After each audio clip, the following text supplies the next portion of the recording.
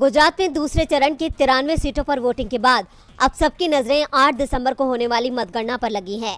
गुजरात की सभी 182 और हिमाचल की 68 सीटों पर 8 दिसंबर को सुबह 8 बजे से वोटों की गिनती शुरू होगी।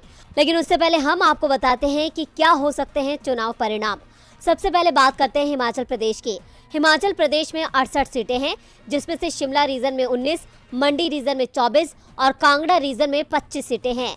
2017 के विधानसभा चुनाव में बीजेपी को 44 सीटों पर जीत मिली थी, जबकि कांग्रेस को 21 और अन्य को 3 सीटें मिली थी। लेकिन इस बारे में हमारे एग्जिट पोल में शिमला रीजन में बीजेपी को 2 से 6 सीटें मिल रही हैं, जबकि कांग्रेस को 11 से 15, आम आदमी पार्टी को 0 और अन्य के खाते में 1 से 3 सीटें जा सकती हैं।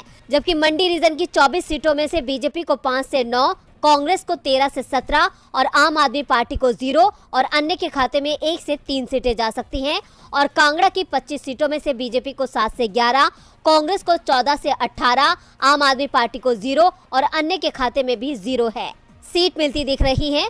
वोट शेयर की बात करें तो बीजेपी को 39, कांग्रेस को 47, आप को 4 और अन्य को 10% वोट मिल सकता है।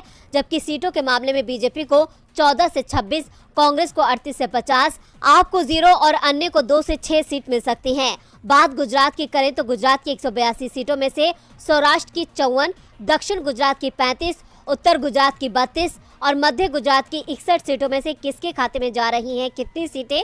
रीजन वाइज अगर बात की जाए तो सौराष्ट्र और कच्छ की 54 सीटों में से बीजेपी को 28 से 32, कांग्रेस को 18 से 22, आप को 2 से 3 और अन्य को 2 सीटें मिल सकती हैं। दक्षिण गुजरात की 35 सीटों में से बीजेपी को 19 से 23, कांग्रेस को 9 से 13, आप को 1 से 3 और अन्य के खाते में 2 सीटें जा सकती हैं। जबकि उत्तर गुजरात की 32 सीटों में बीजेपी को 14 से 18, कांग्रेस को 12 से 16, आप को 2 से 0 और अन्य को भी 2 सीटें मिल सकती हैं।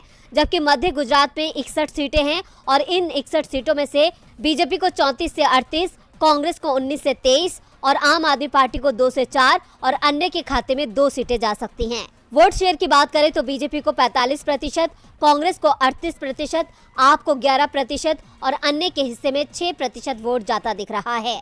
जबकि सीटों के मामले में बीजेपी को 95 में से 111, कांग्रेस को 58 से 74, आपको 5 से 13 और अन्य को 8 सीटें मिल सकती हैं। यानी गुजरात में 27 साल का बीजेपी का राज और हिमाचल प्रदेश में रिवाज बरकरार रहेगा।